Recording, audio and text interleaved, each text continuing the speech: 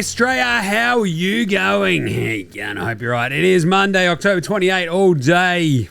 Oh, geez, Mondays, I'll tell you.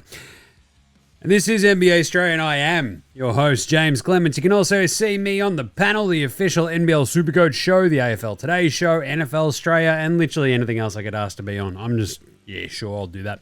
It's good. It's fun. I like it. Anyway, I'm here in Larry Armour Studios. That's right. You can see Hangman Mr. Cooper and King Deli behind me if you're watching on the old YouTubes over there. It's really fun, isn't it? You know, bird Jim. But we are here to talk out the first hungover on the couch weekend of the NBA season. AKA just the first weekend. That was good, wasn't it? I reckon it was. I had a lot of fun. And I was also plenty hungover. We'll talk about that in a bit. Anyway, we're going to do weekend winners and losers. We're going to do very, very quick game wraps because it's all happened. It was like 3 bloody days ago at this point. But that also means we got That's Not a Knife. Oh, mate. No, mate. Spud of the night. Better than Lonzo Ball. Dickhead of the weekend.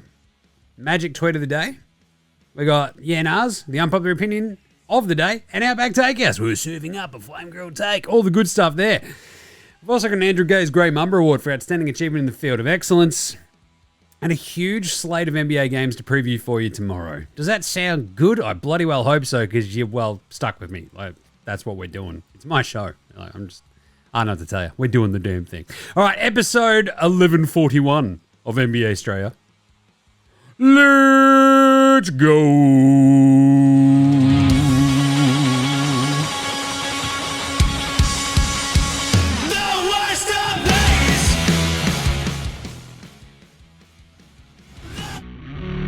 This is Josh Giddey. G'day, this is Andrew Gay. This is Jack White. This is Joe Ingles. This is Dyson Daniels. This is Chris Anstey. This is Matthew Delvedova. This is Shane Hill. Hi, this is Ryan Brockhoff. This is Mitch Creek. This is Nick Kay. You're listening to NBA Australia. And you're listening to NBA Australia. And you're listening to NBA Straya. And you're listening to NBA Straya. You're listening to NBA Straya. And you're listening to NBA Straya. You're listening to NBA Australia. And you're listening to NBA Australia. And you're listening to NBA Straya. And you're listening and watching NBA Straya. This is NBA Australia. Let's do it.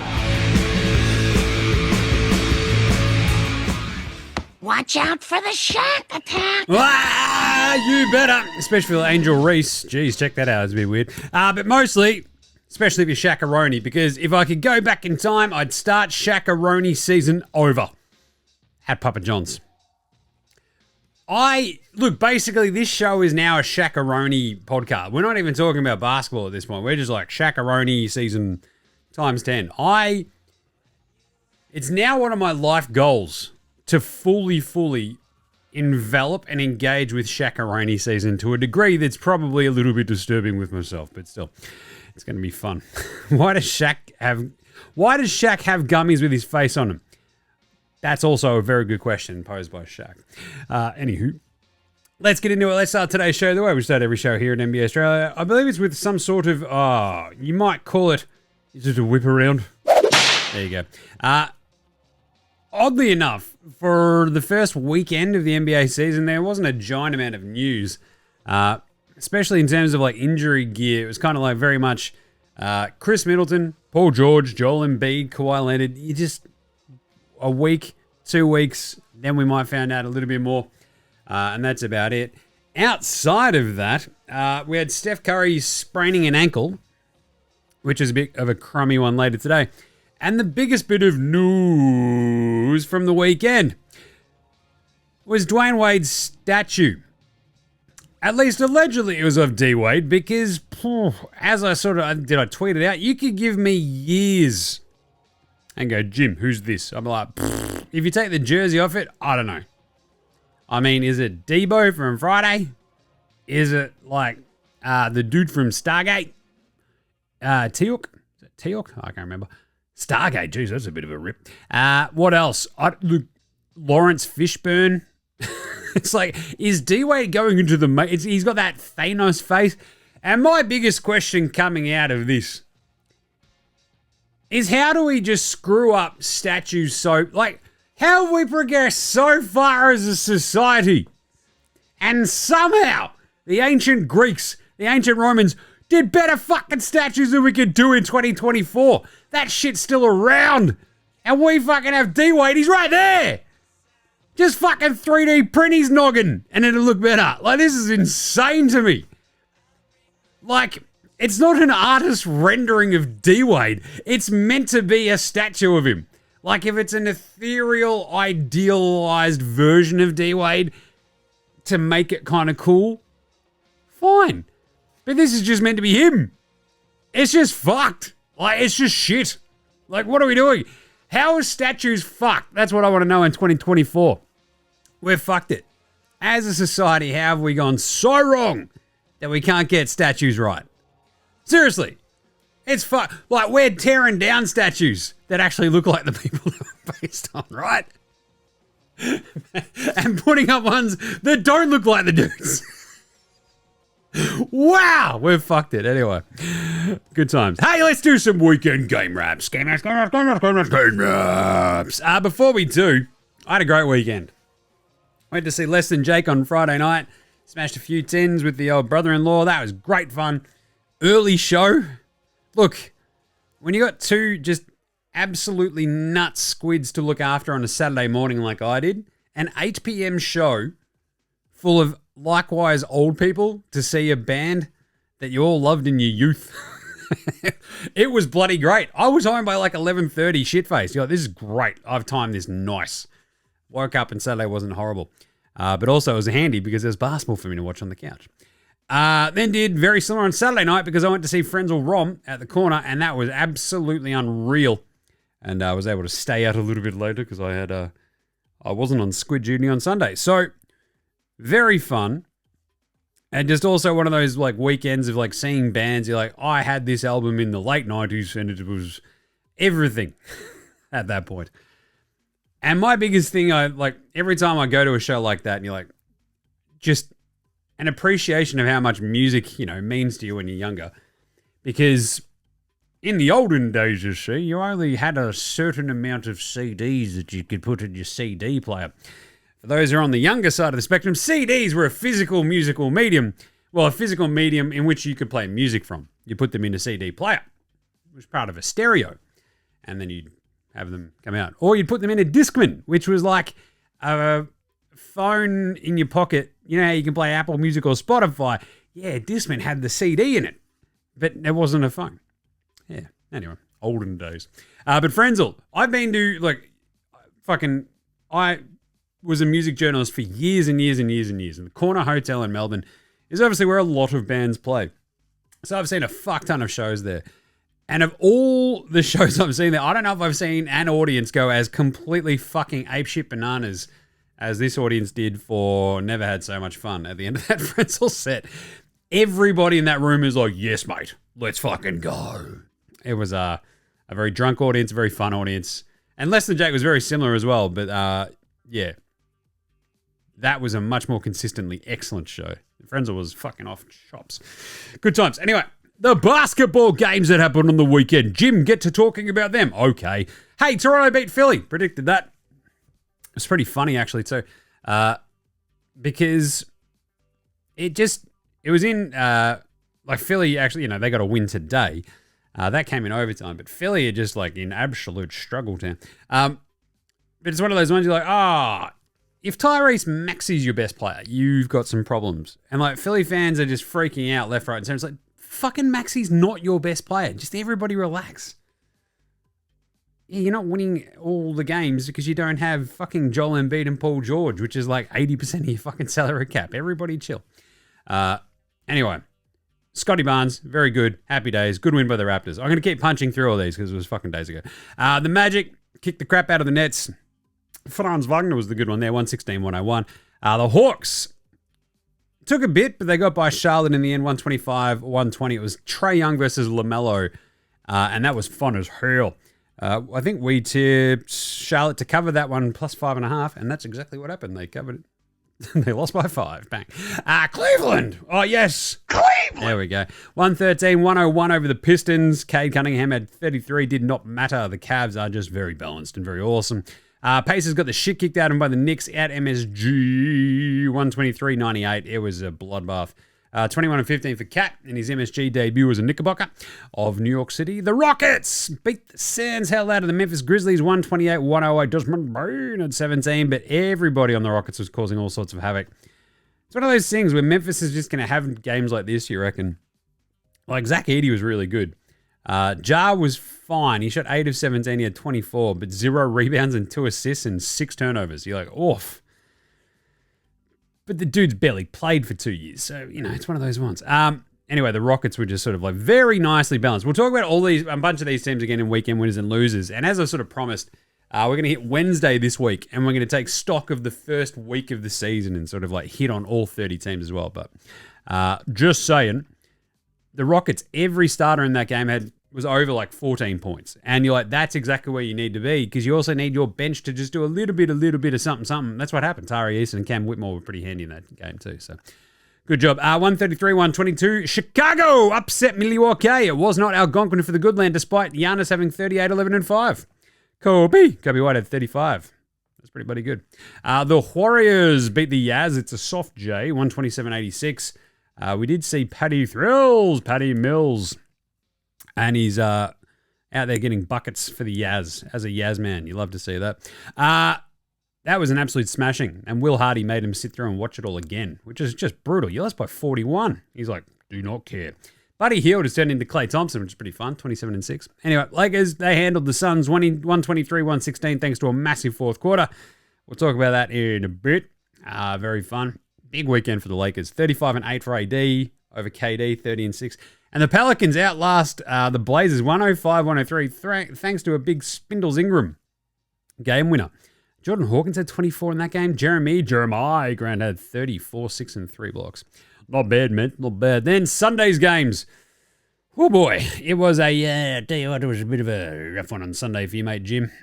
How good are iPads though? You just like hung over in bed, just going, I'm just gotta flick through all the games. 109-104. The Clippers beat the Nuggets, despite Nikola Jokic with 41 and 9. Norm Powell had 37.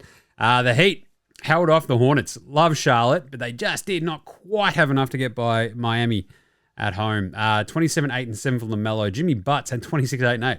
Not bad, good size. The Celtics needed everything to get by the Pistons. They really did. I'm not actually making a joke there. It's 124-118. Like, it's amazing. And Detroit will do this to teams every so often. They'll just give you everything you can fucking handle, because they're like, as I mentioned, we mentioned that you get Tobias Harris, you get Tim Hardaway the lesser to raise your floor. And that's kind of what it's done for Detroit. They're still shit, but they'll make you work to beat them. 37 for Tatum, 24 for Brown. Derek White had 17, 6 and 3. But Detroit, 26, 5 and 6 for Ivy, 21, 6 and 10 for Cade Cunningham. Not bad. 15 and 9 for Jalen Durant. Anyway, that was a good one. It was pretty fun. Happy days there. What else? You had Cleveland. Turned around and smashed the Wizards. 135-116. 30 for Donnie Mitchell. Bilal Coulibaly at 23. He is coming along in leaps and bounds. 114-95. Oklahoma City beat Chicago. That's right. The Josh Giddey Bowl. Giddy up. Jalen Williams, J-Dub went absolute ham. It was pretty fun. This was a wild game because the awesome uniform matchup, the beautiful sort of like blue and the red, just a very good sort of combo. J-Dub had 24, 9 and 8, 21 and 16 for Chet. He's been absolutely fucking awesome. SGA had 23, 8 and 4 steals. Not bad. Giddey for his part had 14, 7 and 4. Zach LaVine, 22, 18 for Vooch with 13. But yeah. Good stuff. Big win for the Thunders. They are rolling. The Grizzlies turned around and beat the Magic. It's pretty good. 124-111. Suggs had 21, 7 and 4. 22 for Santi Aldama. The big problem for the Magic men in that one was that Paolo Banchero shot 4 of 12. And they got 1 of 6 shooting from KCP. And they got 1 of 6 shooting from Wendell. So yeah, not great shooting there, boys. Not great shooting. They also gave up 54% shooting to the Grizzlies. Despite Jar going 4 of 12. Not great. What are you doing? I still love the Magic men. The Raptors got beaten by the Wolves 112-101. Ant-Man, Randall, just way too much. Grady Dick had 25 points, looking like BJ from the Righteous Gemstones, just to a degree that's just hilarious. But Randall with 24, 9 and 5. You got 24 from Ant-Man as well. He had 5 threes. And then the Dimensions. He had 4 threes as well. Very handy. But this has just been like a fun sort of run of games, right? And at this point, that was a great uniform matchup as well. Toronto sort of slowly they got handled pretty badly in this one. And watching Toronto, you're like, oh, I have no idea what to think about this team. I can't wait to talk about them probably on Wednesday. But anyway, the Spurs beat the Rockets. What? That's right, at home. Wemby, 29-7 with 3 blocks. Jalen Greta, 29-6, 109-106. It was a weird one for the Rockets. They had 10 points in the second quarter. Just saying, too many dudes. The Mavericks got absolutely handled by the Suns on a back-to-back 114-102. Never looked in it. It was weird. Poor Dallas. The Suns just ran right over the top of them. Like, just Luka's out there, too small? No, was it KD too smalling Luka? Amazing. And then the Lakers beat the Kings, 131-127. Those last 2 games were absolutely, awesome, apart from the fact that Dallas just got steamrolled, basically, by the Suns and never could really... They'd have these little runs, and you're like, oh, here we go. And then that Lakers-Kings game was absolutely psycho because it took 21 points in the fourth quarter, 21-zip run, and the Lakers took control of that. And then today, Sixers beat the Pacers in Indy, 118-114 in OT, despite just multiple fuck-ups, which... Caleb Martin fouling. You're up 2, Caleb. He's, whoops. Luckily, Tyrese Halliburton could not hit a fucking free throw. Nick Nurse got teed up for just talking too much, which I love. And Maxey ended up with 45 points. Yeah, it was pretty nuts. Halliburton had 22. He only had 2 assists and 3 turnovers. It was a weird game. He shot 8 of 18. 2 of 5 at the free throw line in a game that you lose by 4. Not ideal, Tyrese. The Nets beat the Bucks, 115-102. What the hell, man? Well, they got 29 from Dennis Schroeder, I am German Rondo. And, of course, Cam Thomas, the bomber. Cam Bomber Thomas? Yeah, there we go. Cam Bomber Thomas. I don't mind that. 32 for him. No thanks to Ben Simmons. You might have seen the video that I posted about him just going, I'm not even trying to score. Like, why do I have the ball back again? Fuck. And just completely turns it over. The Trailblazers kicked the shit out of the Pelicans. 125-103. Just CJ McCollum's like, I'm trying, Jennifer. 27 for him. 28 for Jeremiah Grant. Thunder absolutely handled the Hawks as well. 128-104. Huge fourth quarter. Ran up right over the top of them. It was awesome. I'll talk about that in a second. 35 for SGA with 11 rebounds and 9 assists. Very nice. And the Clippers beat the Warriors in the game that Steph obviously left in. 23-18 for Zoobs. So... Paul George going, Zoobs and James Harden just turning into prime fucking Kobe and bloody Shaq. You're like, that's a bit weird, but here we are. 112-104. Clippers looked good. They did the Warriors came out and really, really fucking hard late. And the Clippers went, that's neat. Check this out. And just continued on winning. James Harden, Fat Man, who barely clean, was really good. I mean, he didn't shoot it great, 6 of 19, but he's their only offensive weapon, basically. Derek Jones Jr., 18, 23, 18, and 6 for Zoobs, as I mentioned. But 23, 11, and 7 for Harden. Not bloody bad. 20 for Norm as well. Whereas the Warriors, once Steph went out, it's Andrew Wiggins is hitting shots, but outside of that, we're fucking cooked, mate. Oh, Johnny Cumbucket. It's yep. Do you reckon he wished he'd locked in his money yet or not? All right, with that in mind, that was all the games. Let's do some weekend winners and some weekend losers. Oh my God. I won!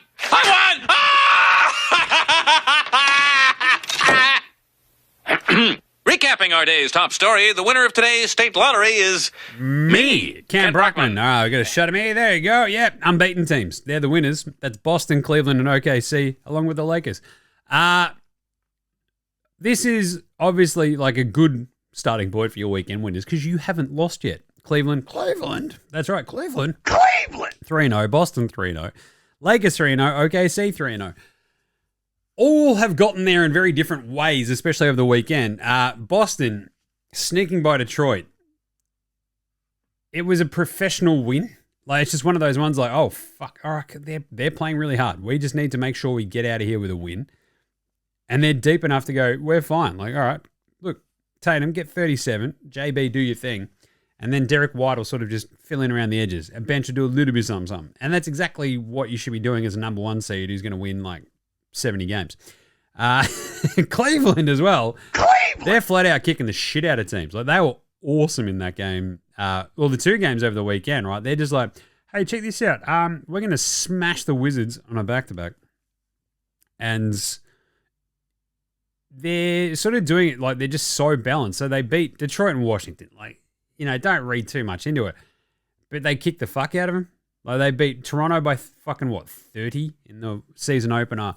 Turn around, smash Detroit, who are, as I just pointed out, feisty. Washington, they took care of them by like 19 points. You're like, ooh.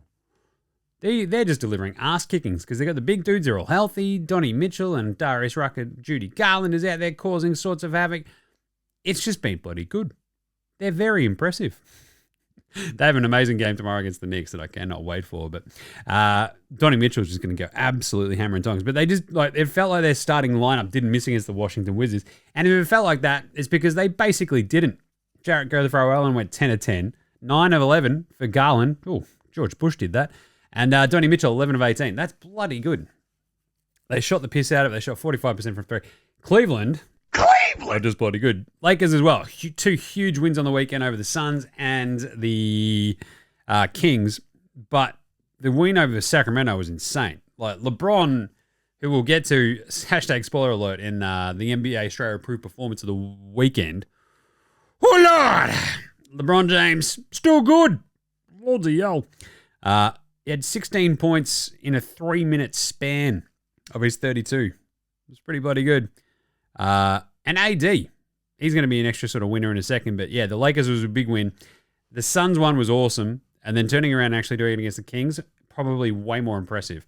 And OKC, they beat Gids and the Bulls, and then they smoked the Hawks in a really telling game where it's like, oh, this is a close game. They're up by 3 going into the fourth quarter. And then it's literally just bang. J-Dub, Chet, fucking bang, bang, body blows, and then the fucking knockout punch comes from SGA where he just scores a bunch of points. You're like, oh, fuck, they're up 19 now. What happened? Or 18 or whatever it was. It was nuts. Like, yeah, even the Hawks are like, what the fuck just happened, man? Like, what the, oh, God. And that's the sort of level of contender OKC are now. Like, that's just the sort of team they are. If you're half decent, they're like, it's kind of neat. Now fuck off. And they give the old 1-2 Costa Zoo. Another weekend winner, Anthony Davis. Because with that win over the Kings, it means Anthony Davis has finally actually beaten Domantas Sabonis, the Souvlaki King. That's right. He was 10-0, 0-10 up against Suva. It's amazing. Anthony Davis had never beaten him, and he also played a fucking awesome game. He had 31 points, 9 boards, 2 assists, 3 steals, 2 blocks. Not bad. Good size. Josh Giddey, he's a weekend winner. Why is that? Jimmy's still getting booed. Yep, he actually finally got in a photo with his buddies from OKC, though. Did you see that? That was nice. Giddy up. The Bulls, they're weekend winners, but Jim, they got killed. He got straight killed. So he got straight killed By the Thunders, but everybody's getting killed by the Thunders. They beat the Bucks because why are you a weekend winner if you've gone 1-1? Well, I'll tell you what, there's not going to be heaps of wins against half-decent teams this year for Chicago. So enjoy, especially ones over your rivals. I'm going to talk about Milwaukee in a second. Again, hashtag spoiler alert, but they might not be a good team. Oh boy. Because the Nets also beat them, and they're also a weekend winner. They beat the Bucks, first win of the season, and their home opener. You love to see that. Jordi Fernandez, he's a winner as well. He got his first win as a coach. They love that. Very nice scenes after the game as well. Not many wins on offer, I reckon. Same as the Bulls for the Nets this year. So you're going to enjoy the ones that you get early on while people don't know that you're shit. Or just go, hang on a second. Cam Thomas is their only dude who's going to do anything. Fucking Keon and him. I'll tell you what, because Benny Simmons is not going to be doing it. Brandon Spindles Ingram, he's a weekend winner. He hit a game winner quite literally over Portland. More importantly, he hit it over the top of Anthony Penny Simons. Apparently they share a baby mama. So anytime you have Eskimo brother bragging rights, it's pretty big. I'm just saying. Other ones, look, there's like the Knicks getting a very nice win at home. Very, very handy. But the way they did it, very, very good. Miami getting a win and then unveiling a statue, always pretty funny. But really, I think the Clippers are the final one as well because they won both their games on the weekend. They beat the Nuggets, who I'm about to talk about, who have been their bogey team quite literally for years and years and years, and then turn around and beat the Warriors, a very similar sort of situation. That was pretty good. The Wolves also, very good wins for them, and that's about it. So what about some losers then from the weekend, you see? We're not losers. No, you two are winners. Big winners. When I grow up, I want to marry a big winner like you guys. Shut up. Loser. Loser. Loser. That's right, the losers from the weekend. Milwaukee. It is Algonquin for the good land. It was not the good land on the weekend. Because, there was a through line in the weekend winners in the Bulls and the Nets beating a team. Oh, that's right, it was Milwaukee. Unbelievable. That is a tough weekend. Losing to the Bulls and the Nets, it's going to be really hard to take you serious for a bit now, like Milwaukee. Because if you sort of dig into the performances, like Giannis was absolutely off chops. Like, that's what Giannis does now. He's just like out there crushing it. He's out there posterizing Vooch at times, causing all sorts of havoc, just wrecking shit against the Nets. He had 22, 12, and 7 against the Nets. He had 4 turnovers. He shot 7-11, but Dame went 5 of 13. They went 10 of 33 as a team from downtown. Gary Trent Jr., a.k.a. Gary Terrence Trent D'Arby Jr., 2 of 6 from deep. Not ideal. And then against the Bulls, yeah, you had like Giannis and Dame go pretty well, 38 and 28, and fuck all else from anybody. So a bit of the torment, the Red Bull Prince with 11, but it's gross, it's weird. They're also just giving up plenty of points. Hey, not a good start to the year. Houston, couple of rough ones, I'll tell you. Jeez.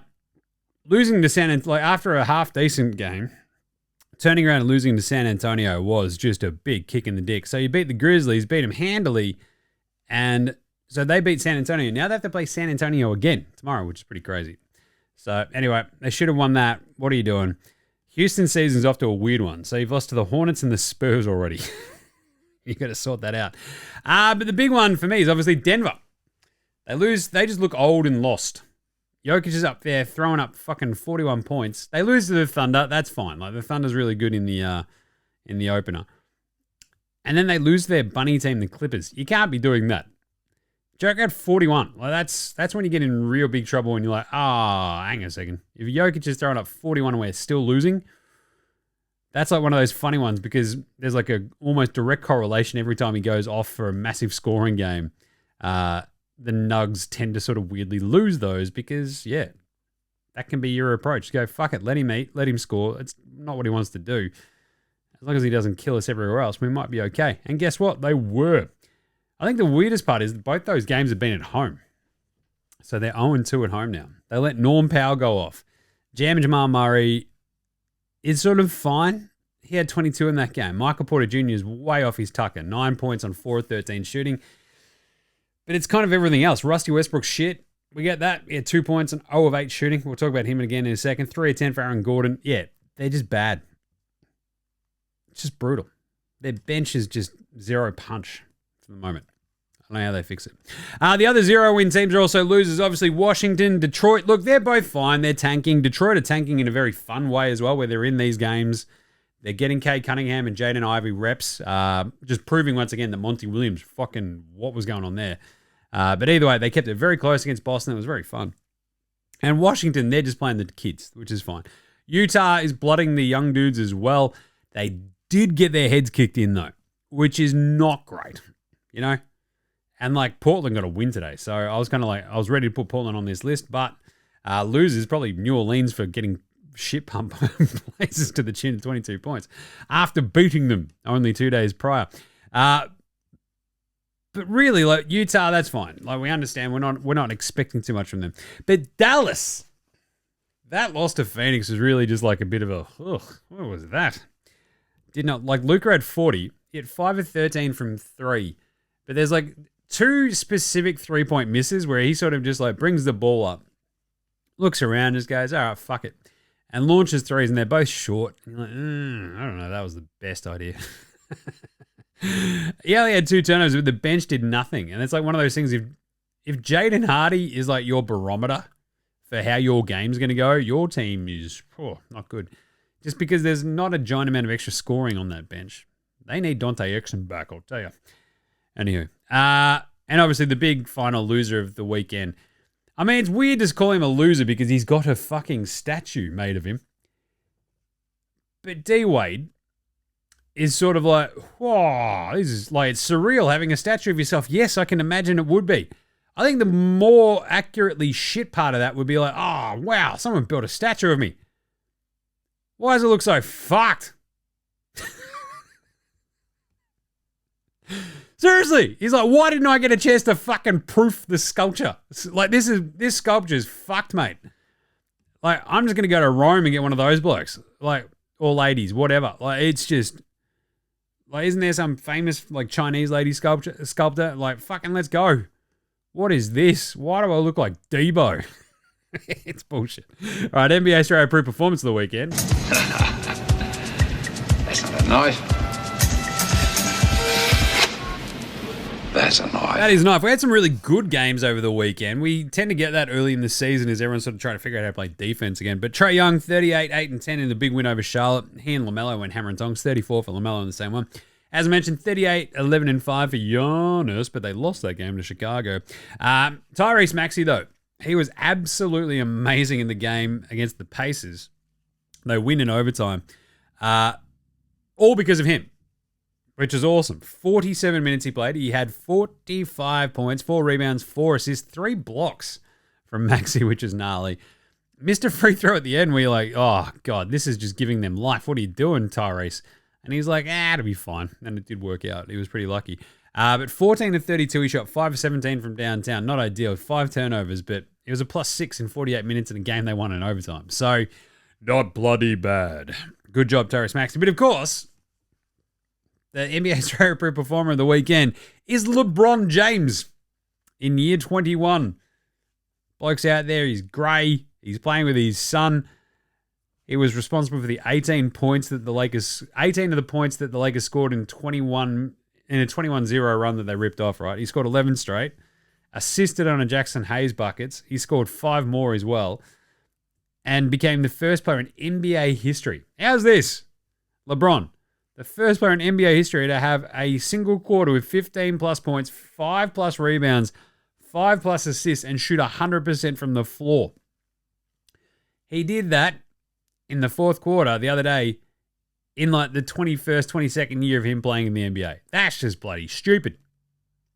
So yeah, I think he should be the NBA Straya Proof Performer of the night. 32, 14, and 10. He has a triple-double just to cap it off. The Suva actually had a triple-double in that game as well, because the Suva just loves dominating Anthony Davis, which is funny. But look, it's absurd that LeBron's doing this. Like, are you kidding? Absolutely. He can't keep doing this forever. Like, couldn't he? He might be doing. He's 40. He might be doing this when he's fucking 50. Like, Jury would be in the league at this point. 32, 14, and 10. 5 turnovers, a block. He went 4 and 9 from deep. Absolutely absurd gear. LeBron James, NBA Straya Performer of the week. And because he was fucking incredible. How about Spud of the night, though? Spud, Spud, Spud, Spud, Spud, Spud, Spud, Spud, Spud, Spud, Spud, Spud, it is Spud of the night. Spud of the night. Jeez, we had some spuds, didn't we? Tyrese Halliburton goes 0 of 8 against the Knicks in 26 minutes, but he was topped by Russell Westbrook, who went 0 of 8 in 19 minutes for the Denver Nuggets against the Clippers. Oh, it's against one of his old teams. He'll be good. Nope. He's just a bit shit. I mean, there's moments where you're like, hey, it's rusty. And then you're like, oh, God, it's rusty. 1 of 11 shooting for Dosunmu. You had 1 of 9 for Denny Avdija, breaking my heart. He's on all my fantasy teams. 1 of 8 for Patch Williams. Ooh, not great. 2 of 11 for Tobias Harris. Just out there delivering in perfectly Tobias Harris ways. Hey, Tobias, can you get us 14 points? He's like, you got it, boss. 2 of 11 shooting. It's like, no, fuck, that's not what I asked for. 2 of 12 for Scoot Henderson. The Scoot Henderson conversation is going to get wonky this year, but just keep an eye on him. I still believe a little bit. There's flashes, right, with Scoot, and that's sort of what you always ask for. Like, first couple of years, give me some flashes what we think you could be, and you can work your way towards it. 3 of 16 for Kuzma. 3 of 14 for Jalen Wells. Jim, who the fuck is Jalen Wells? Yeah, he plays for Memphis, and he did that in 24 minutes against Houston. That is crazy. 4 of 17 for Lowry against Warriors. But really, we've got 2 other things we want to hit on in Spud of the Night. Let's start with Ben Simmons, shall we? Because this is the thing we love doing in NBA Straya. We love, big upping the Aussies, but we calls it how he sees it. And as we sees it at the moment, Ben Simmons is afraid. He's just afraid. It's kind of sad. I don't know, maybe it's a mental block. But that passing back and forth today in that Bucks game, I posted the video on it. It is just, it's hard not to watch that and feel sorry for him. But at the same time, it's not hard to watch that and go, what the fuck are you doing? Holy shit. Just being afraid to try and score. What I was thinking about doing, we just overlay any fucking, leak out fast break from any of Benny's first 3 seasons. Or he'd just take that to the fucking rack. No problems. Probably yam on Lopez as well. Instead, he's just afraid. He slows down. He's unsure. And he's like, I'm not going back. Oh, my God. What am I doing? And then turns the ball over. It is a fucking train wreck.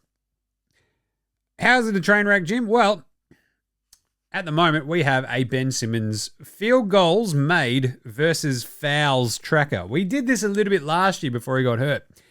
And, he had more fouls than field goals made. In a surprise twist, so he does this year as well. Watch out. That's right. He's got 14 fouls so far this season. Does Benny? 14. And I think you'll find that he has a total of made field goals currently sitting at a woeful 6. So 14 fouls. He has made 6 shots. Oh, but that's not his vibe, Jim. It's like, he's a point guard. He also has 12 turnovers, which is double his amount of made field goals. He has a total of 17 assists across the 3 games. He has 12 turnovers and he has 14 fouls. That is Spud-worthy stuff. But also, not all doom and gloom, because I would very much like to thank our beloved Andrew Nemhard and Dyson fucking Daniels. That's his full name because I love him. What did they go and shoot? They shot the special number. Woo! Yeah! Chill! Yeah, they went and shot 311. Legends. Thank you, Dyson Daniels, friend of the show. And, of course, Andy Nemhard. Who's old mate, no mates today? Old mate, no mates. Old mate, no mates. Old mate, no mates. Old mate, no mates. Old mate, no mates. Old mate, no mates. Who's got no mates today? This is very easy. First off, we'll just do Caleb Martin because he fouled up 2. Just having a bit of a J.R. Smith moment. Luckily, Halliburton misses the free throw and they go on to win the game. But that is a tough conversation on the bus home. But then the best one is obviously Rui Hachimura, where the camera has captured LeBron James saying, bring that motherfucker to me. I done make 10 in a row. He wants to do a pull-up contested 2. Swing, swing, motherfucker. Rui Hachimura is that's a bit of an old mate no mates moment on that Lakers, but that's an old mate no mates moment in the Lakers huddle. I can't imagine what it'd be like after the game or in the bus. Just going, Rui, what are you gonna do? Take a fucking contested jump shot? Well, I'm fucking hotter than fish grease. What are you doing, dickhead? That is a tough one, I'll tell you.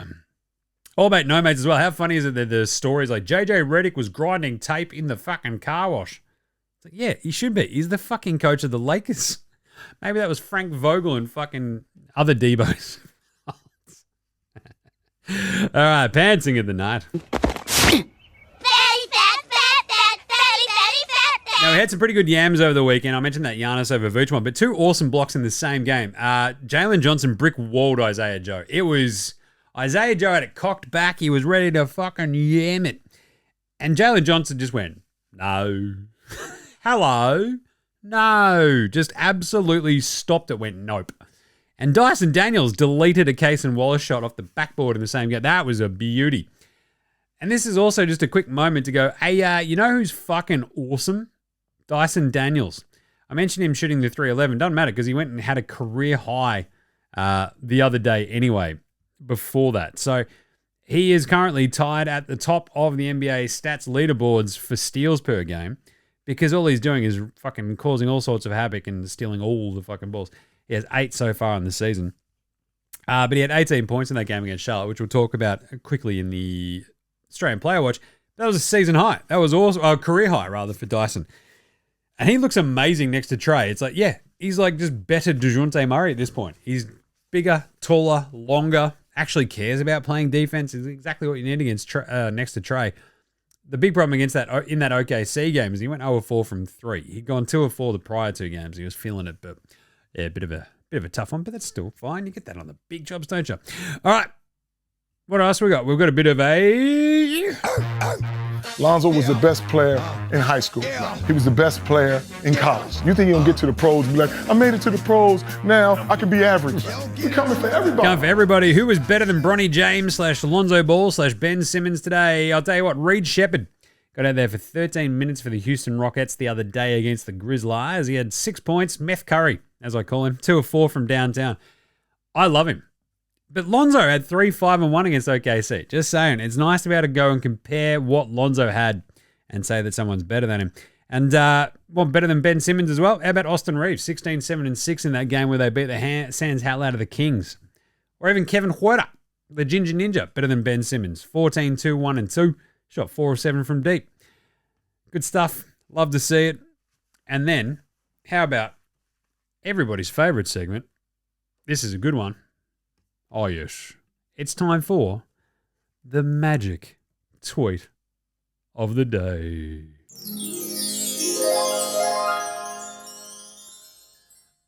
OMGGGGG! The Hail Mary pass from our quarterback Jalen Daniels to Noah Brown with no time on the clock ended up working for my Commanders.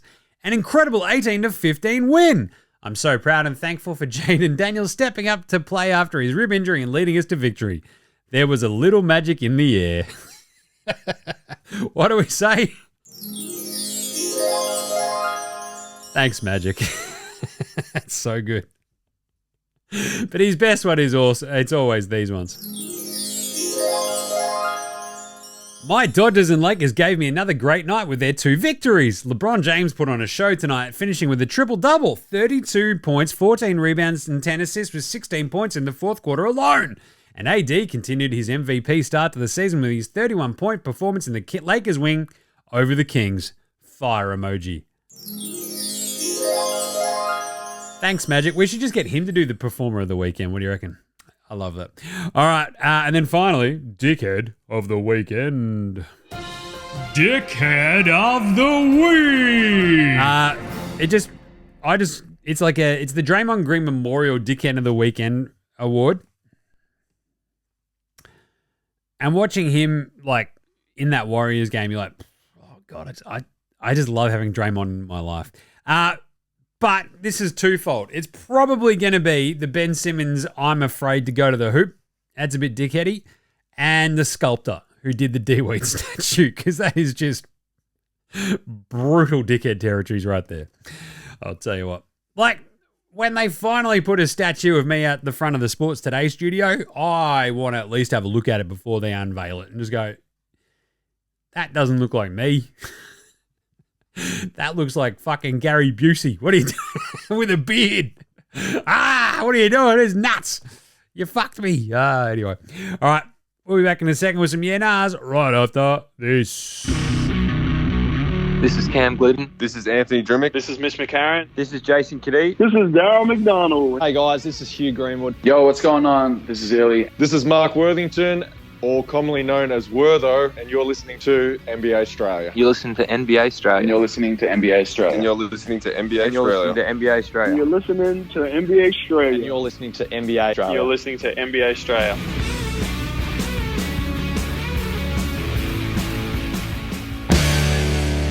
All right. Also want to do just a very brief, cheers to the folks who came up and said g'day at both the Less Than Jake and Frenzel shows. It's like, I don't know. It's always still weird that people are, hey, that's Jimmy from NBA Straya or whatever, in public. But at the same time, I do have a big, giant ginger beard, so I'm pretty fucking hard to miss. So it is nice, though, that people just don't walk and go, you're fucking shit dickhead, and punch me in the head. So I appreciate that people don't do that. But thanks to all the folks who came up and said g'day. It's fucking awesome. Love the support. Appreciate it heaps. You guys fucking all rule. Speaking of which, you can send in your NRs just via any of the old socials. Just chuck them on the old YouTube as well, all that good shit. But yeah, I'll do a couple of, what do we got? We've got a couple of good listener NRs. Let's start right there with some NRs. IMB, Ian Matty Bassett, out there in the West. My favourite painter he is. Hey, Jim, is the vacuum actually the best Aussie in the NBA? Yeah, he is right now. I think he and Gids, I think what you're seeing from Dyson, he's playing the best of the Aussies. Gids is right there with him, though. And, like, the coolest thing is it's between the two of them. Because I would, like, you know, Giddy and a Cantor usually. But this is unleashed Dyson Daniels. He's got a career-high 18 points if the three-point shot keeps dropping. And, like, this is what we saw sort of in the Olympics as well, right? We know the defense is there. If the shooting can actually be right there, boom. Being able to play off Trey, getting shit tons of minutes. Like, that was the thing in New Orleans. They sort of had him, like, pigeonholed in this little role, and it's really fucking hard. And we know this, right? Like, it's hard as a role player just to sort of do your thing within a limited scope of minutes. And if someone, like, believes in you, like Quinn Snyder is just like, Dyson, you're starting next to Trey, just fucking go out there and cause havoc. He's like, sick. No problems. It's awesome. And so he's had 15, 5, and 2 with 5 steals, 18, 1, and 4 with 2 blocks and 2 steals, a 7, 8, and 2 and a block and a steal as well against OKC. And he's played 35, 24, and 34 minutes. It's fucking awesome. Yeah, 24 minutes is because he was in foul trouble the other day. And, like, I'd probably rank it, it's like Dyson 1A, Josh Giddey 1B at this point. Then the problem for me is that there's a pretty big drop-off for our Aussies, isn't there? With Greeny sort of dealing with his Achilles, Paddy Thrills, you know, a couple of nice minutes the other day. Jingles maybe. Furphy got out there as well for his first minutes for the Pacers, which was kind of fun. We'll talk about all this in the Australian Player Watch. But Box Hill Benny just being afraid. Look, as I've said, though, we don't fucking judge too much about players, teams. We don't know shit, basically, as I've said, until like week 3, week 4. And then even then, like week 6. Like, give everybody fucking 20 games and we'll sort of figure it out. So if Benny's still shit in 20 games, then we've got real fucking problems. But at the moment, it's Dyson, Gids, Jock, Paddy, Jingles. You know, let's go. I want to see some Travers. It was good to see Alex Dukas get some hangs with Gids in there too. Very nice. Furphy getting out there. I just want Dante back as well, to be honest. Duop got out there very briefly for the... This is the problem as well. Duop is just been shuffled right down the fucking pecking order there in Portland because they drafted Donovan Clingan, and he's an absolute fucking monster. So Duop got out there for 4 minutes right at the end. Anyway, good times, great memories. All right, we got another year now. This one was sent in by Jez Oz, the legend. Hey, legend, happy Monday. I have a yeah nah. I have a yeah nah for you. If the embrace between Josh Giddey and his former Thunder teammates doesn't warm your heart, then you don't have one. Yeah nah. Also, stop booing him, you fucking lowbreeds. Yeah nah. Yeah, I agree with that. Yeah, I loved how happy Gids looked hanging out with his old teammates on OKC. It was like the most relaxed I think we've seen him look in a fucking pretty long time. Like as I just said, like Dukas popping up to say g'day and like just getting a big old fucking hug from Gids. It was really, really, really nice. I really enjoyed that. But even then, on top of that, Chet was asked about him after the game. He was like, yeah, look, hey, we know it's a fucking business and we know it's a brutal business at times. You can't ignore the relationships that you make on the way. And I'm like, that is a really fucking good, like, prescient thing for a dude in his second, well, he's been in the NBA 2 years. He's only played 1 year. Chet, it was amazing. I love that. So good on him. Very, very solid. And that's a good spot by Jez that, Gids being in those photos with his old teammates after the fucking game was very fucking nice. So I enjoyed that a lot. Some other quick yeah-nahs. Can Cam Thomas win the scoring award? Yeah, nah. This is a sort of double up for the unpopular opinion of the day as well. Now look at me, please. Look at me. Look at me. Look at me. Look at me. Look at me. Look at me. It's really hard to win the scoring award on a shit team. He had 32 points today. That's now around his average, Cam Thomas. Bloke's taking 22 shots a game, which is a lot. That's good. He's also shooting it more efficiently than he ever has before, which is the interesting part. He was at 44% last year, currently at 47%. He was at 36% from three last year. He's an absolute fucking hater, though, from three this year. He's at 48%. So it's going to be pretty hard for him to keep up those scoring numbers when that sort of those shooting percentages invariably probably dip a little bit. He's going to have elite volume. But Dame Lillard, James Harden, Russell Westbrook, and Kobe are the only ones over the last, I think, 10 plus years to average 31 points a game on under sort of 40, like around 46.3%, I think was the highest of those ones. And that was Dame. Like 45.9% was like one of them as well. It's just hard to like not be, you've got to stay above basically that 46, 47% shooting to have a real crack at the scoring title and to stay above 31. Working in his favor is the fact that no one else on that team, apart from maybe Schroeder, is sort of going to take any shots away from him. But even then, like Schroeder's just like, he'll be gone by the trade deadline likely. Cam Thomas might be gone, but as we've seen, Ben Simmons not taking shots from Cam Thomas. You know? Like Dorian Finney-Smith went 1 of 8 in that game today. Probably not taking shots away from him. So, yeah, it's a bit weird. It's a bit funny. It's a bit sad. But you've got, Jalen Wilson. You've got Zaire Williams. Cam Thomas could. I think it's just going to be pretty bloody hard. I don't know if that's an unpopular opinion today, but people have been frothing over it. It's like, yeah, he's good. Let's see him do it for an extended period of time. And look, there's also a pretty good track record of him doing really fucking well on high volume as well, right? Like, if you go back to last year, like post All-Star break, basically, and sort of look at the sort of scoring numbers and what he was doing, like, he was really, really, really, really good. He averaged 25.2 points a game after the All-Star break. The Nets went 7-14 in that time.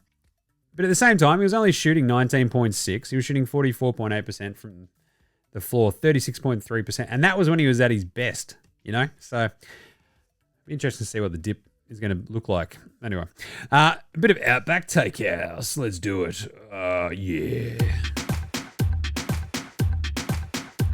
It's Monday at Outback, and you know what that means? Oh, yeah, the squid and I, the oldest one, was out in the backyard the other day. Bloody wombat just walks up. So, got the squid, grabbed the shovel, whoop-bang!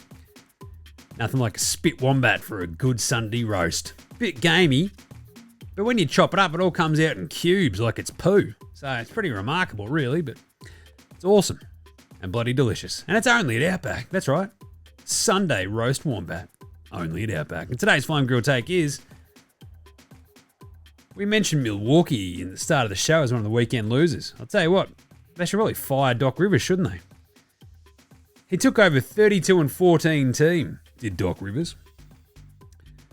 Since then, he's gotten them to 18-21.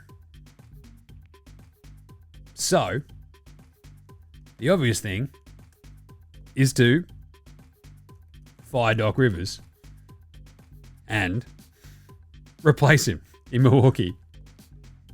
I think we might have already done this one. Yeah, maybe.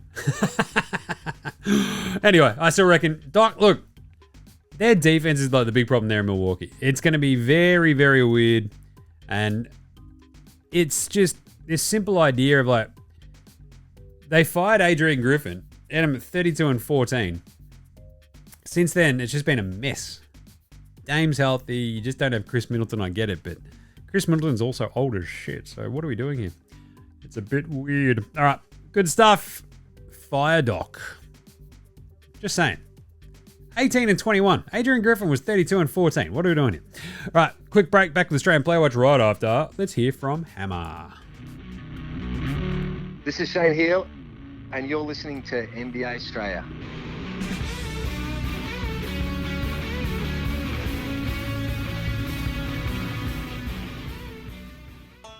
All right, time for the Australian Player Watch. Box Hill, Benny Simmons. Tough one over the weekend. 7.6 rebounds, 3 assists, 1 block, 1 steal against the Orlando Magic, man. He went 2 of 5 from the floor. The 4 turnovers, the 5 fouls. Brutal. And then today against the Bucks in a big win, he played 24 minutes. He's actually played 24 minutes on the nail in all 3 of the games, so he's on his minutes limit. That's good. Working back into form. He had 2 points on 1 of 3 shooting. 6 rebounds, 6 assists, 1 steal, 4 fouls, and 2 turnovers. It's like, okay, sure. I mean, it's not great, but got to give him a bit of time. He'll be all right. How about Giddy Up? Josh Giddey. I mentioned him just before. Against his old team, he had 14, 7, and 4 with 2 fouls, 4 turnovers. He shot 6 of 14, 2 of 6 from 3. Not bloody bad. They still lost, though. But in the win over Milwaukee, the Bulls he had 17, 6, and 9. Shot 6 of 10 from the floor, 2 of 2 from deep. Love that from the Gids, man. Obviously, Josh Green still... Look, he got out there for 18 minutes against the Hawks, which is good. 2 of 5 from the floor, 5 points, 3 rebounds, 2 assists, a block, and a steal.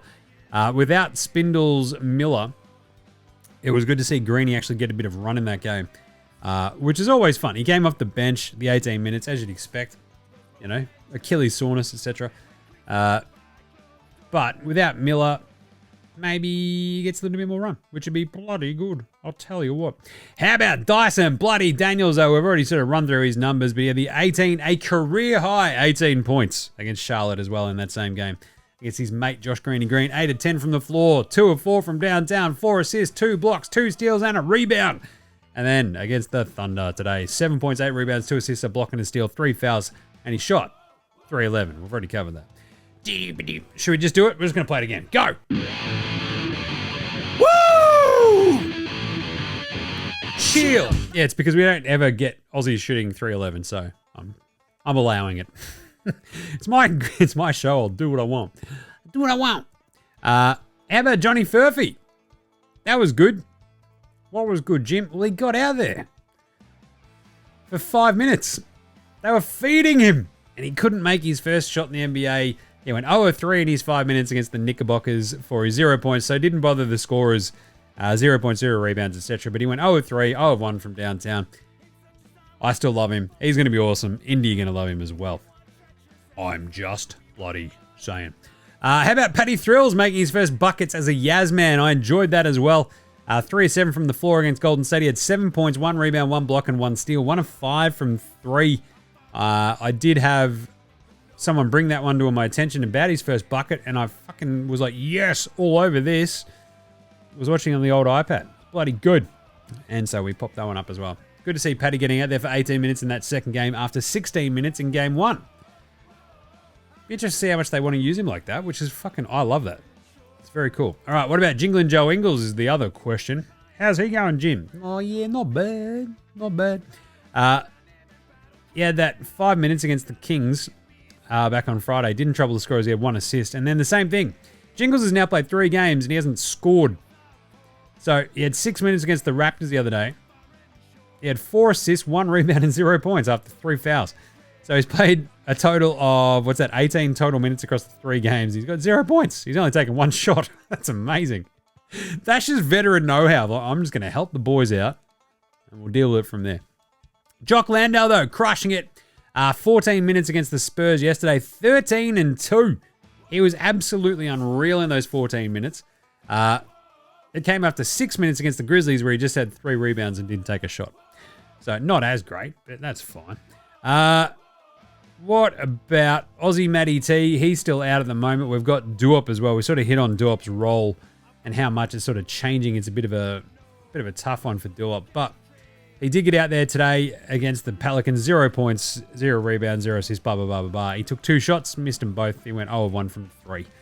So, anyway, it sucks, but you get that on the big jobs. You know? Don't you? No fool. Alex Dukas, though, has been out there a couple of times as well for the Oklahoma City Thunder. You love to see that. He got his debut against Denver. Ran around, caused some havoc. Then played 3 minutes against Chicago against his mate Gids. He went 0 of 1 from the floor. That was a 3. Missed it. And then went 0 of 2 against Dyson in Atlanta today. He had 0 points in that. So he actually hasn't registered a stat in his 6 total minutes in the 3 games yet as Alex Dukas. He's gone 0 points, 0 rebounds, 0 assists, 0 blocks, 0 steals, 0 fouls, 0 turnovers. He's got Absolutely, like, it's crazy how there's nothing, but he's all right. He'll be fine. He had 15 points in the preseason game. Like, Alex Dukas is going to be right. Outside of that, I think that's all the Aussies covered. These Monday shows for the Australian Player Watch are going to be pretty hectic just because there's so many bloody Aussies going on. And that's without Dante and without McVeigh and obviously Matisse, obviously injured as well. So it's just, it's all going on. I tell you what, Houston, just get Jack McVeigh out there. What are you doing? Just saying. All right. Andrew Gay's Great Mumba Award for Outstanding Achievement in the Field of Excellence. Andrew Gay's Great Mumba. Bah, bah, bah, bah. I can't play that long enough either. It'll get flagged. So this is the Andrew Gay's Great Mumba Award for Outstanding Achievement in the Field of Excellence. Let's do it. A bit of a back. There you go. This one goes to Kevin Durant. What was that, Jim? Well, he became the 8th NBA player to reach 29,000 points. He's 10th on the combined NBA and ABA list, with Dr. J and Moses Malone 8 and 9. So that's a lot. Like, it's just a lot. And it's just one of those ones where I'm like, I am such a fucking dork when it comes to this sort of shit. Like, I love the all-timey numbers. Like, the all-time numbers are just, like, cool. Right? They're just awesome. And so, when you sort of, like, look back and go, yeah, was Kevin Durant one of the 10 best players of all time? It's like, he's in the top 15. We all sort of get that, right? And from that point on, like, you just sort of go, well, he's in that sort of realm. Where do we go next? And you start looking around and you go, oh, well, he's just right there. He's in that top 15. You can make your own sort of like, cases for and against certain players being up there. But KD, yes. I've sort of always gone, he's got two fake two fake titles, but I mean, to be there all time behind LeBron, Kareem, Karl Malone, Kobe, MJ, Dirk, Wilt, and then it's KD. Like, that's just absurd. So he's at 29,010. He's got 2,400 to reach Wilt, and he'll probably get Dirk around the same time. And then it's around MJ territory. And this is a dude who fucking knee injuries, Achilles, like lost some time as well. It's remarkable. It's awesome and it's excellent. And it was good to see him pass 29,000, which is a huge milestone. 30,000 obviously is another massive milestone, but there we go. Like, the crazy thing is, like, in the NBA list, like, Carmelo is 10th, which is absurd as well. Anyway, let's do a Patty Mills Game Day Baller Game Day Twitter check-in and see how we're doing. How's Patty going? He's been a lot more active on IG since he got to Utah, and I reckon it might just be because Utah has got him in a bit of a fucking vibe. Utah itself is a bit of a vibe. And there you go, meet the Millses. Picture of him and the missus. She's wearing a very cool Jazz jacket. Oh. And Patty's wearing sparkly silver pants. And some big boots. I like his jacket too, but her jacket of the Jazz... Look. I'm also such a fucking dork. I think one of the coolest things I would ever own, but because I'm not like a 48-year-old, like, I don't know, rusted on basketball hoops head that I would always run into in Brooklyn. I don't know if I can get away with like the cool bomber jacket with every logo for all the teams on it, but I fucking wish I could. I'm just saying. All right, let's do some game previews for tomorrow. Game previews. Thanks, Inadvertent Bane. Not a problem. Jim, how's it all going? Good. Like, Mondays are weird because I'm up so early watching the NFL games, and then it's like absolute fucking chaos trying to like watch the crossover NFL, NBA, get the squids to daycare and school, also do work and be in meetings and whatnot, but it's all good. Over the weekend, Ed, we go on, I actually had the picks up before. We went 4-4 on Friday, and I've actually closed the picks, which is a bit of a pain. The picks spreadsheet. But I think at the moment, with that last game going against our pick, we went with Golden State, so that's an L. So for the year, we are at 23-18 out of all the games we've picked. So 41 games have been so far. We're 23-18. Of course, the Sunday and Monday games were head-to-head. So we'll see how we go. But tomorrow, we have an awesome slate. I mentioned this very, very briefly. There are some cracking games tomorrow, and it's a randomly very large Tuesday where you're like, bloody hell, how am I meant to keep track of all these? We've got Indy at Orlando, which is an awesome game. Because if you think about Indy and Orlando, you've got Eastern Conference finalists from last year, another playoff team in the Orlando Magic men. Magic at home. Paolo Banchero. Who kept, like, you're going to throw Siakam on Paolo? What happens with Franz? I very much like Orlando. They are 6.5-point favorites in this. Actually, I did these, had a look at these numbers a while ago. So we might see if they've changed a bit after today's results. But it's still been a, I'm still probably going to back the Orlando Magic men just because I trust them. Oh, it's 5.5. That makes it even easier for me. I will take Orlando minus 5.5. That's a really fun game, though. So is Washington-Atlanta. But, Jim, it's Washington. They're shit. Yeah, can Atlanta kick the crap out of them? Washington played pretty hard the other day, but I still think Atlanta, despite being on a back-to-back, having just played OKC, can they pull it off? I think Washington, that is a 7.5-point line. Do you think they can cover that? It's a bit tricky. These early season ones, especially Atlanta on a back-to-back, we might go Washington plus 7.5. Give Kuzma and Jordan Poole a little bit of something there. Good stuff. Actually, nah, fuck it. I trust Atlanta. They can do that, can't they? Let's go Atlanta minus 7.5. All right, then we have Detroit at Miami. Now, I've mentioned the Detroit play teams really, really hard. Miami will be smarting. But, you know, they got a win over Charlotte. So I'm going to take Detroit plus 7.5, though, just because I think the size of Durant and co, their speedy guards in Ivy and Cade Cunningham. You've got the vets in Tobias Harris and stuff. I think they can get this close again. It's not a massive line, but Miami as well have just had a bit of a topsy-turvy start. You know that they want to come out and try to kick the crap out of a team after having just unveiled D-Wade's fucking weird statue. But I'm still taking Detroit plus 7.5. We have the Denver Nuggets. 8.5-point favorites in Toronto. I'm not entirely sure what Denver have done to deserve any sort of favoritism so far this season. But Toronto aren't very good, I feel. So, I don't know. That's a tricky one. I might just take the home team getting 8.5 points because even as bad as Toronto have been, it's just a big number, isn't it? And Denver have just looked pretty wonky. Denver have also played two pretty good teams, but that bench is still such a worry. But I'll take Toronto and see how we go. Milwaukee, Boston. What an awesome game for your Tuesday morning. Boston are 9.5-point favorites at home. I'm taking Boston because Milwaukee just lost to the fucking Nets. So, color me unimpressed. I'm going Boston minus 9.5. Then we have Cleveland and the Knicks. How good is this? Donnie Mitchell looking at what could have been. Instead, they got Mikal Bridges and Karl Anthony Towns. He's like, oh, what about me? What about me? I'm Donnie Mitchell. I think I'm a star, but I'm playing for the Cavs. Can't you see? I hate Darius. I just love Evan Mobley. That was pretty good off the top of my head. Fucking hell. I'm taking Cleveland. Plus 2.5. The Knicks are good. Knicks are at home. The Cavs are pretty good too, though.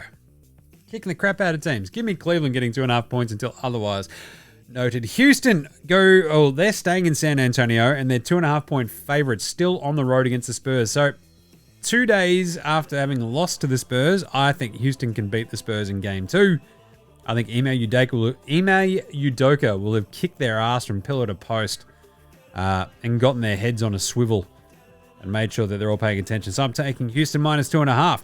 Chicago, they go to Memphis. Now, it's really tough to take Memphis in a lot of these games, as we've already seen a lot of sort of topsy-turvy results from them. Hey, do you like my Sonics t-shirt if you're watching on the YouTube? I love this one. Anyway, I'm going to still take Memphis, though. I think at home, I think Ja, it's going to be pretty hard for that Bulls team to slow down Ja. So I'm going to go the Grizz minus 7.5. Then we have Utah at Dallas. Utah are 11.5-point underdogs in Dallas. What we saw from Dallas the other day against Phoenix, not ideal, not bloody great, a bit wobbly. And 11.5 is probably a little bit too much. I think Lowry can go hammer and tongs on that team, so give me the Utah Jazz plus 11.5. Dallas probably still win, but yeah, there you go.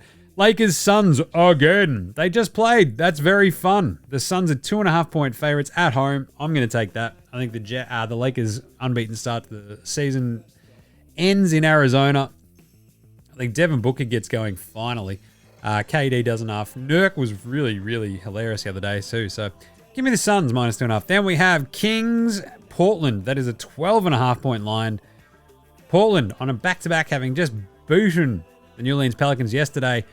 I think Sacramento are looking for a blood sacrifice, and I think tomorrow that'll be the Blazers because the Kings haven't won yet.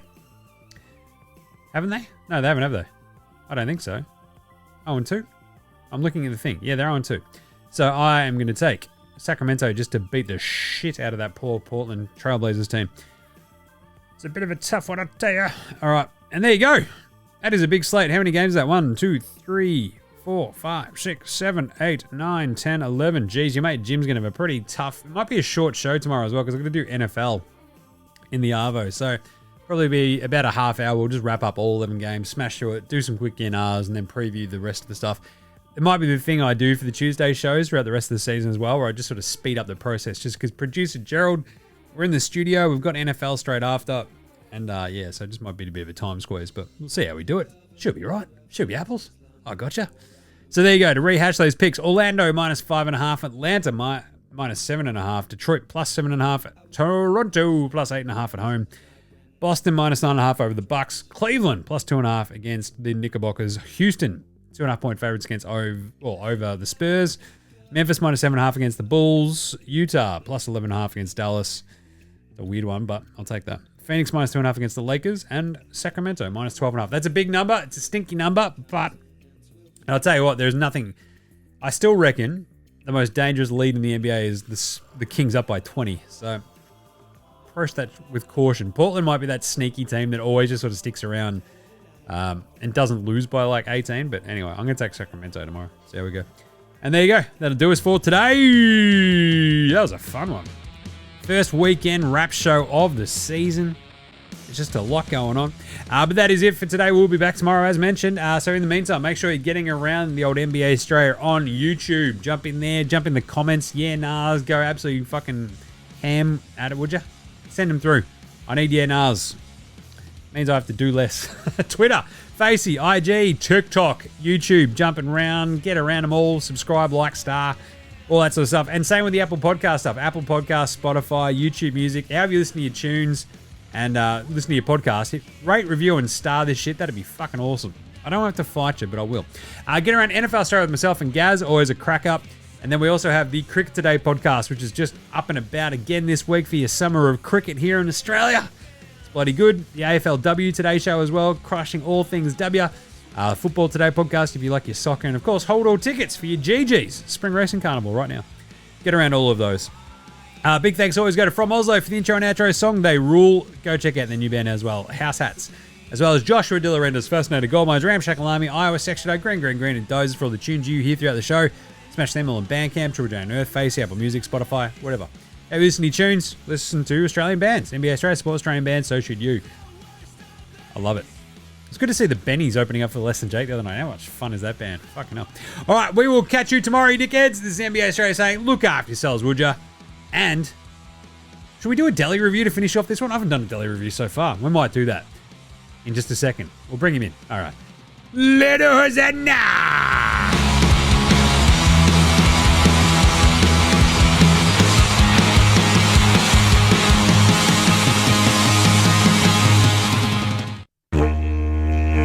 Oi, how the fuck you going? It's your old mate Deli over here to swing a by from the first pop culture review of the season on old NBA Straya and shit, hey. Look, I'll tell ya, I've been pretty bloody busy with like, you know, NBL and shit like that and like, you know, playing hoops, new kid and stuff, so like, there's just been a bit much going on, but you know, with the new baby and stuff, it's like, you've already got one kid and then you're like, fucking here's another one, you're like, oh, I'm already barely sleeping as it is now, the new baby. At the same time, it's fucking, how good are kids? You're just like, they're awesome. So you're up there doing the feeds overnight and shit like that, and you're like, this is great, so I can smash through some stuff. And I watched all that Slow Horses telly show, and look, you know I don't do spoilers or nothing, but how fucking good's that show? Like, especially when you're sitting there half bleary-eyed, fucking feeding a kid overnight, you don't know what's going on, and you're just watching fucking Gary Oldman be a fucking legend. It's awesome. So look, as a long-time pop culture critic, like, I don't think I've seen too many telly shows that are so engrossing and shit like that. So, well, it gets like fucking 18 out of fucking 10 Deli Ones, like for every 5 minutes. So if you want to add it all up, it's probably about like fucking 260 out of 10 just per episode. It's fucking, nah, this is a bit much. I don't know how to add, but still, it's fucking good. So if you ever watch Slow Horses on the Apple tellies, or is it, yeah, it's Apple tellies, I reckon. It's bloody good. So go fucking smash it and tell them Deli sent you. I need to go have a nap. Righto, later fuckers, Deli out.